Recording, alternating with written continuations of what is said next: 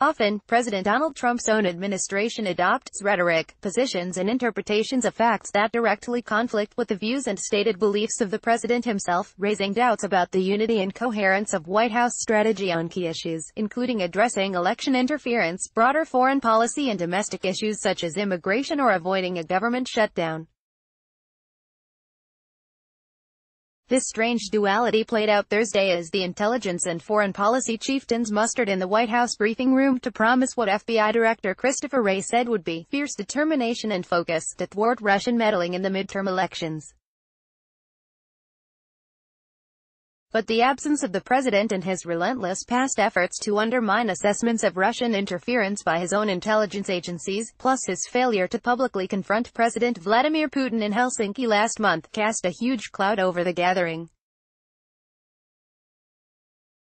It was not the first time that doubts have arisen about Trump's commitment to the policies of his own policy bureaucracy.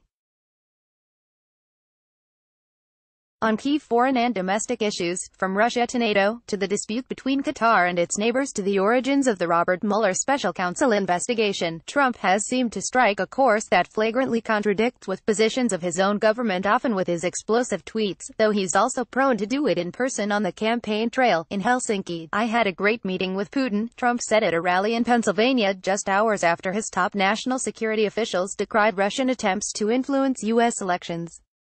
We discussed everything. We got along really well. By the way, that's a good thing, not a bad thing. Now we are being hindered by the Russian hoax. It's a hoax, okay. From the Helsinki news conference to no one source told CNN's Caitlin Collins that the decision to roll out the heads of the FBI, the National Security Agency, the Department of Homeland Security, the National Security Council and his Director of National Intelligence came from the president himself. The senior officials all praised Trump for his leadership. But the president did not choose to show up and introduce them himself, depriving them of the kind of direct presidential endorsement that is crucial to the credibility of any major undertaking in Washington.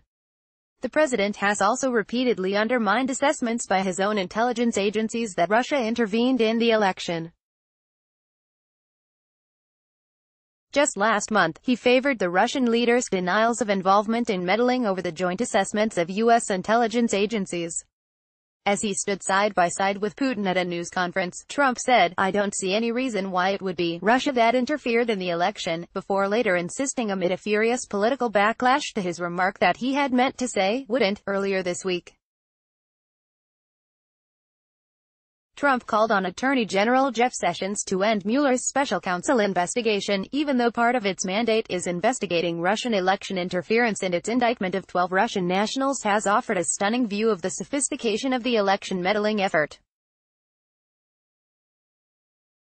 So it was not surprising that Trump's key officials faced deep skepticism among reporters that their efforts had the full support of the president, an impression that National Security Advisor John Bolton worked hard to dispel. "I think the president has made it abundantly clear to everybody who has responsibility in this area that he cares deeply about it and that he expects them to do their jobs to their fullest ability and that he supports them fully," Bolton said. The uncomfortable disconnect between the president and his top officials was also on display in an awkward moment involving Wray. The FBI director was asked about Trump's calls for an end to the Mueller investigation because he thinks it is a hoax, a word the president would use several times just hours later, and a comment by Press Secretary Sarah Sanders Wednesday that the probe started by the Bureau was rooted in corruption and dishonesty. Treading carefully, Wray tipped it around the question, saying simply, "Well, I can assure the American people that the men and women of the FBI, starting from the director, all the way on down, are going to follow our oaths and do our jobs." Russia not the only disconnect. Doubts about whether the president is fully committed to battling Russian election meddling reflect concerns about his motivations that are felt across Washington, in other policy areas. His hostility to NATO and claims that the alliance is simply a vehicle for U.S. allies to raid the U.S. piggy bank directly conflicts with the position taken by the entire U.S. foreign policy and military establishment. Trump's recent warnings that he would embrace a government shutdown to get funding for his border wall seemed to fly in the face of comments by his own officials and Republican leaders.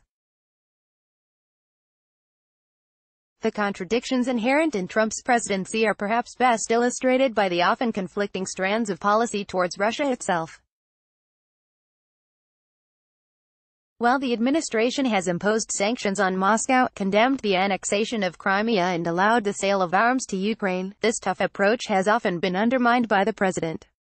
Trump has called for Russia to be allowed added back to the G7 group of nations, even though it was kicked out over Crimea, and has even raised the possibility that the annexation could be recognized, forcing his Secretary of State Mike Pompeo into damage control mode. You basically have two different foreign policies in the United States. You have the foreign policy of the Trump administration and you have the foreign policy of President Trump himself. Historian Max Boot told CNN's Brooke Baldwin on Thursday, "What the president says and does is ultimately more important than what people underneath him are doing," he continued. They are not getting a unity of purpose, and they are not getting a consistent message out because the president is completely at odds with his own government. Administration officials dismiss such commentary, either denying there is a gap between the president and his subordinates or insisting that he alone sets administration policy.